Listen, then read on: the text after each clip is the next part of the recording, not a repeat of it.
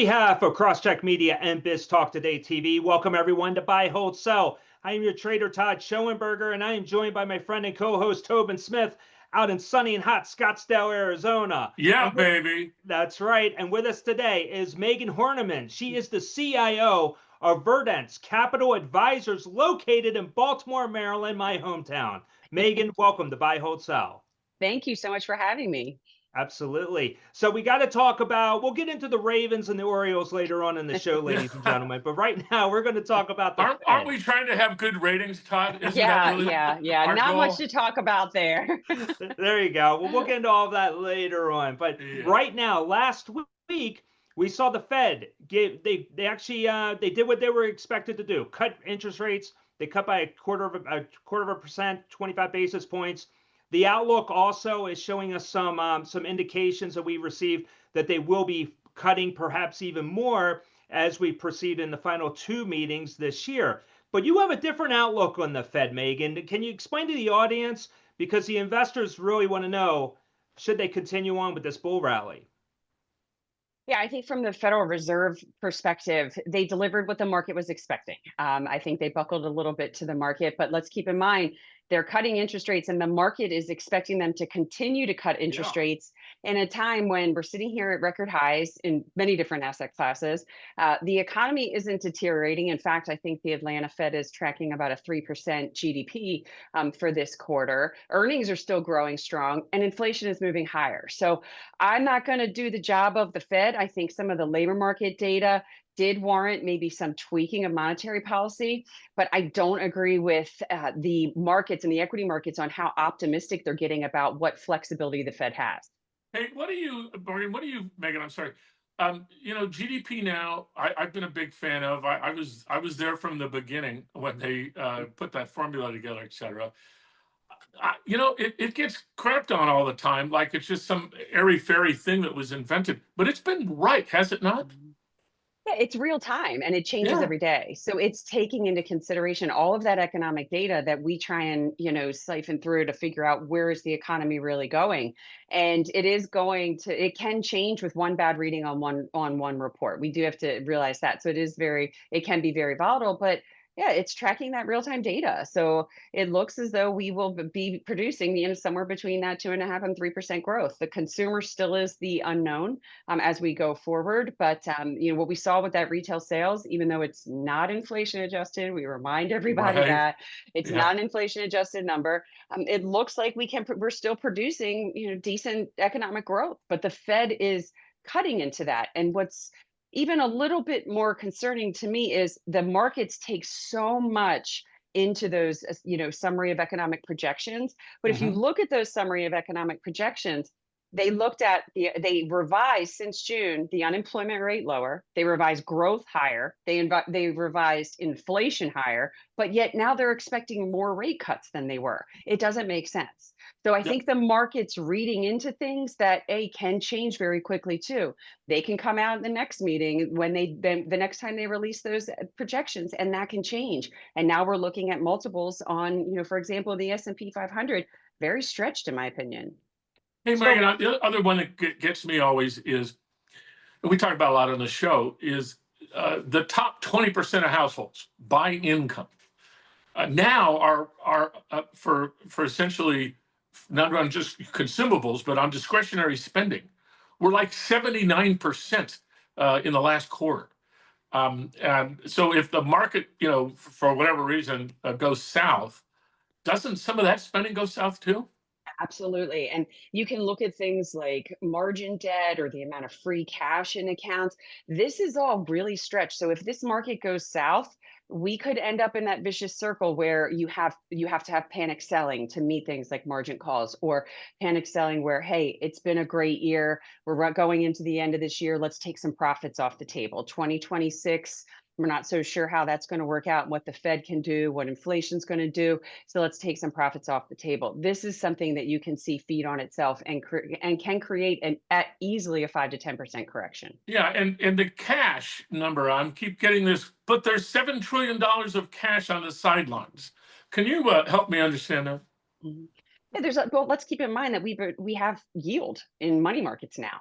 So again, the Yeah. Fed cut interest rates, so it's lower than it was a few months ago, but you are getting paid just to sit there with cash. So I think there's this thought that all this money is going to enter the market. I think that there still will always be some level of that. And let's keep in mind that there was so much money and so much cash in the system after the pandemic. We've worked through a lot of that, but if you look at something like the money supply, that's still rising. So there still is a lot of money out there. Doesn't mean it's one for one, it's automatically going to enter the equity market. Well, that's a good point. The other one that gets me.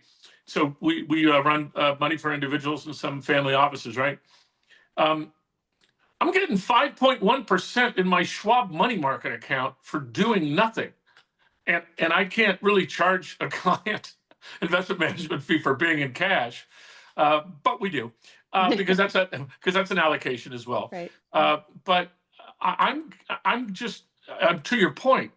So the zero risk 5% before inflation for a lot of people, particularly people who are older, et cetera, they're not buying stocks. They're staying and getting that money. I mean, have you found that with your clients? Our recommendation is to have a healthy cash position, regardless of the age. And that's because Yeah. the valuations in the market right now, there's nothing that's compelling to us. When we look at investments, we really like to look at investments that are fully reflecting any of the downside risks. We're cautious in the near term. It doesn't mean that we're not constructive longer term. We still think, for example, technology will continue to evolve, the AI trade will keep going. But I think right now, when you look at valuations, you're exactly right. If you can earn 4.5%, 5% in a money market and wait till things get a little bit more attractive, then that's when you allocate some of that. But you're not doing any harm by sitting there, earning that cash right now, sitting on the sidelines, being a little bit more cautious. So we started Q3 though with the expectation that things were about to fall apart because everybody was expecting the price increases from the tariffs that were going to directly impact the consumer. And it's actually been just the reverse of that. And we had a great Q3. Now we go into Q4 next week. What's your expectation for the final quarter of the year? I think it's going to be very choppy. I think investors need to really hold on here.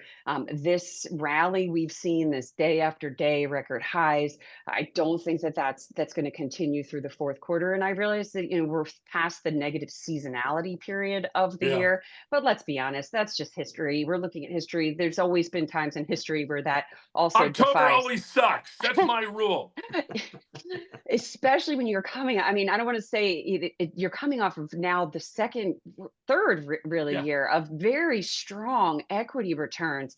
There is a period where people may just need to take some of that money off the table. I think that when you look into next year, we have a midterm election coming up next year. We do have a tax package that is beneficial for businesses, but there still is that inflation component that really keeps us up at night, and everyone's ignoring that. We talked about in a lot of our weeklies that inflation acts on a lag. We saw the initial 10%, blanket Yeah. tariff that we had. That did really start to filter in until June, July data. So now that we are past that August 1st and we have higher levels of tariffs, that's stuff we won't see until really November, December in that data. So the markets are pricing in that we're in this perfect economic, this perfect earnings, this perfect, inflation environment, this perfect picture where the Fed can cut rates with everything else perfect, which makes no sense to me because typically they're not cutting rates if everything else is perfect. So I think there's just so much euphoria in the market right now. This is when we do tend to see pretty sharp periods of volatility. Hey, Megan, here's a real scientific deal here. So this is the new high list on the Wall Street Journal. Mhm. And I'm very proud to say that literally every one of our technology stocks hit a new high on Friday, on yesterday, and today. Mhm. Now, that's what worries the crap out of me. I mean, literally, we have new 52-week highs in our, we call AI ecosystem growth portfolio. We're going to run out of people to buy, aren't we? Mhm. Or is it? I mean, or is the allocation just? I mean, where does the money keep coming from? That's what I'm trying to ask. Right. Well, eventually people will want to see the earnings, all this spending being translated into earnings. So there will be a period of time where people say, okay, we'll just keep buying because the future of AI is here. This is going to run everything. But we still have a lot of infrastructure that needs to be built to support this AI. And then investors that are paying for your example, Yeah. 30, 40 times earnings, they're going to want to see that this is translated into earnings, and they're not going to be as forgiving if it is not. So I think that the next couple earnings seasons will really be something that we have to keep an eye on. And let's keep in mind that we kick off earnings season 2 weeks from now, really. Yeah. Yeah, October 14th. Yeah, So with that though, hold on, Toby. So with that, to follow up on the earnings side. So with, as you know, inflation, that does help the top line number for companies. So from an earnings standpoint, higher earnings should result in higher stock prices. So you have a rising market, but in your scenario, you're suggesting that things may be choppy, may not be as great as they seem, I guess, from the macro view. So where's the give and take there? There's got to be a balance. So eventually something, either the economy will get to a point where it is healthy, but then the stock market's going to drop. Which one is it? Right. I think that the stock market's going to drop. There is a point where it is healthy if they're passing it on. But what we've been seeing in some of the recent economic data is the companies are absorbing some of this. So that's going to hit margins. Mm. There is room for them to hit margins because we're sitting here with margins near a record high. Earnings profits are at a record high. So there's room for companies to take some of that. But I do think we have to go back to that saying the cure for high prices is high prices. And eventually the market will buckle. You are seeing consumers getting squeezed. This isn't like we're hitting, 3% inflation just one time. We've been consistently 3% or higher for a long time now. We're going into, we're going into the 6th year after the pandemic, the 4th year after we really had that 2022 inflation scare. This is compounded and compounding, where consumers are really feeling this, whether you see that in the stock market, not necessarily, but consumers are feeling this inflation. Eventually they're going to get squeezed to the point where they just say, we're done. Hey, Megan, I'm just looking at some numbers as well. I'm shocked to say that our gold miners and silver miners have out earned everything for us in the last 6 months. The dollar's down 11% against money. Any thoughts on that? I mean, I'm trying to. People are texting me saying, "Toby, how is it that the GDXU is up 175% in the last 12 months?" I said, "Well, it's 3 times the miners, and the miners sell at a 40% discount to the gold they have. What say you?" Right. I mean, I think that there is a genuine concern about the viability of the dollar for the long run. So you're seeing things like gold, like silver, anything else that's a store of value, rise and hit record highs. And we understand that the deficit is a massive problem. This is something that the government just keeps kicking down the road. I don't fall in that camp that the dollar is going to lose its reserve currency. Will there be some diversification? I think you're seeing some of that with gold and silver, but I still think the dollar, while it's down, we're at the worst start to a year, I think, since the 1970s. Yeah. It is but we've also been in a dollar bull market. Really, I mean, there's been several periods of like 15% pullbacks, but we haven't really truly hit a bear market in the dollar since before 2010. Yeah, I So it's know. been I mean, I was the only one here alive and working in 1975. Okay, and it was when you went to the gas to go fill up your gas tank, and you're like, oh, I mean, I'm like 19 or 20 or something. Boy, I sure hope I have $50 to put 10 gallons of gas in my tank right. at $4.50 a freaking gallon. Right. Megan, on that gold trade though, I mean, is it one of your favorite themes going into the final quarter? The only thing about gold, and yes, we probably missed that trade in this big rally. Gold is highly speculative as well. You could be one tweet away, you could be one political situation away from gold correcting 5 to 10%. So I still stand by the US dollar, that the money markets sitting here are in US dollar based.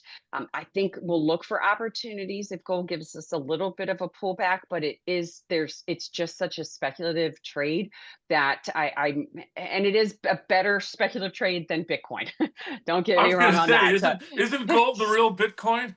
gold is definitely got a store of value you can touch. So I do believe it's much better than Bitcoin. But if you look at it as compared to the dollar, I wouldn't necessarily pump your money into gold here for the rest of this year. Instead, the dollar still does benefit on flight to quality. It Hey, still does. also silver. I mean, I think people have sort of missed the point that there's something like 42 kilos of silver that goes into every data center. Right. And there's, the reserves have been tapped out and China's not shipping us. So, hey, I say look into silver a little bit as well, because it's not a reserve currency. The central banks aren't buying it. But to make a freaking, connection in a data center, there's a lot of silver in there. Yeah, there's a lot of metals in all of that. Yeah. That's why so the AI trade is the direct beneficiaries, Yeah. your semiconductors, your chips, all this stuff. That's, I think, priced in. That's done. You got to start looking now. What's the secondary impacts? Whether it's software, whether it's infrastructure. That's a huge one, and it's not just because of AI. Infrastructure has been a theme for a very long time, but we do need the infrastructure to support AI. Those are the areas that we're looking at if you really want to get into that AI trade. And there will be metals also No question. that will have to be used for this. So sticking to the commodity theme, though, what about electricity?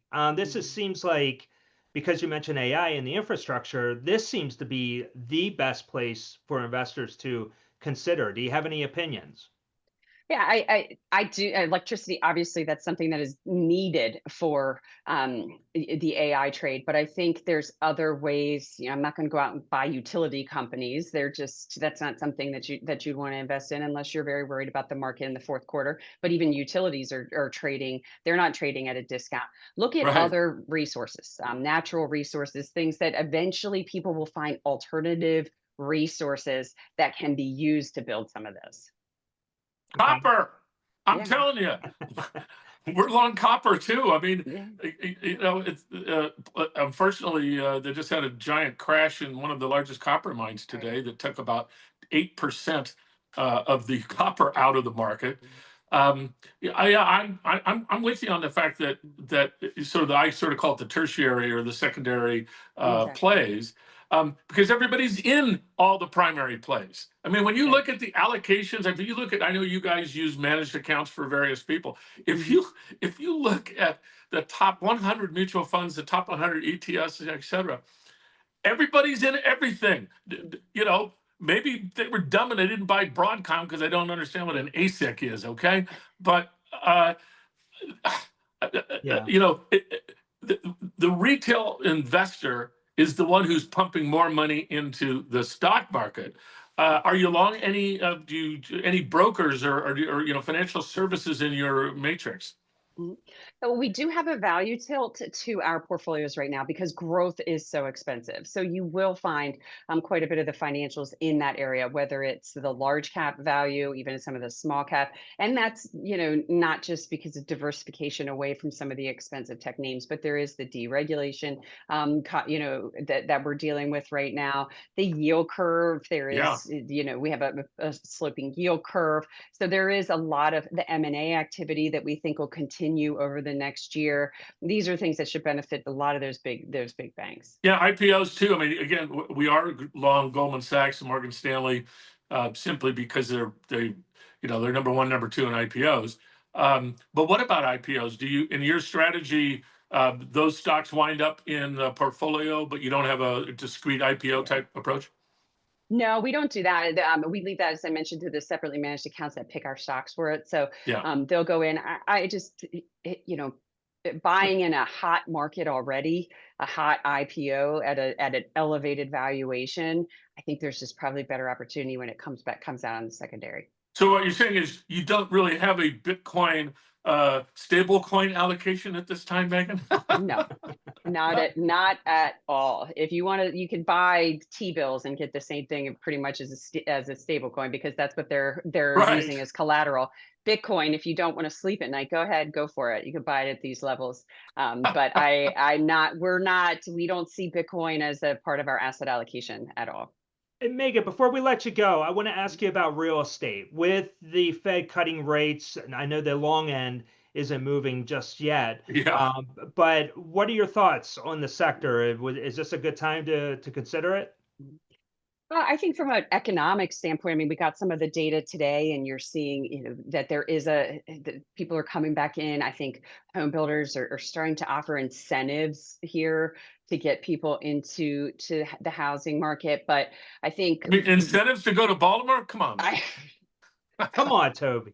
Come on, the Ravens will turn it around. Come on, we know they will, right? Yes. We have Lamar Absolutely. Jackson. Come on. Yes, that's right. But the real estate, if you're looking at publicly traded real estate like the REIT market, just remember they're very interest rate sensitive. So if we get a spook in the interest rate market, which is highly likely, especially on the long end with the deficit that we have right now, that could impact that portion of it. Instead, look at the private market. The private market still does have opportunity in real estate. That's where we would be invested in if you want to go into the real estate market. I still think the housing market has a ways to go. We're still short a lot of houses. Prices are not that cheap in order to build houses. We saw it today. Prices went up. The month supply is back down to low levels. So we're still kind of in this tug of war of being able to get housing affordable, and the Fed can't build houses. Yeah. They Well, can cut I rates, got but they numbers can't build today. houses.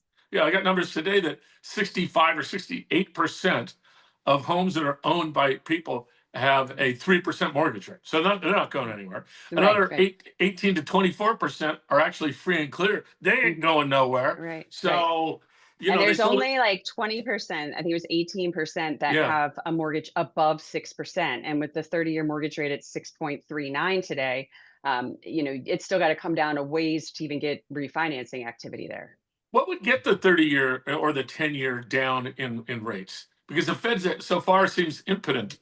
Yeah, and unfortunately, I think it would have to take some intervention into the yield curve, which I don't believe in, but that's what would have to happen in order to get some of those long-term interest rates lower. And again, that would be putting a Band-Aid on a bigger problem. Let the Okay, markets work this out. but how would they do that? And how would they intervene to get rates down? Are we talking about the Fed doing it or what? The Fed, and again, the Yeah. Fed's that's not their job. That's not what Yeah. they're gonna. That's not what they're meant to do. I don't think that the federal government has. I don't think that's obviously their job. We've seen the private market come into certain pockets of the around the United States, and they're just driving housing prices higher. So unfortunately, this is a problem. It's going to take a long time to work itself out. And just thinking that the Fed cutting interest rates a little bit is going to solve this problem, that's not necessarily the case. It's going to have to be a bigger fix that's beyond my pay grade. Quantitative easing for the 10-year, that would be something else. Yeah, that would be something else. Let's see. So Megan, we're going to leave it there. We know you have to get ready for the Ravens game this Sunday because obviously you're going to beat the Kansas City Chiefs. Obviously. Obviously. You want to bet, Todd? Come on. I'll take that bet. I don't like right, watching Megan, you're on. All right. Well, Megan, $1. Thank you so much for joining us today on Buy, Hold, Sell. We got to have you back before the end of the year, though. There's so much to talk about as we go into 2026. But we appreciate all your thoughts today. Great. Thank you guys for having me. Absolutely. So on behalf of Megan Horneman and Tobin Smith, I am Todd Schoenberger. Thank you once again for joining us on Buy, Hold, Sell. We'll catch you next time. Take care.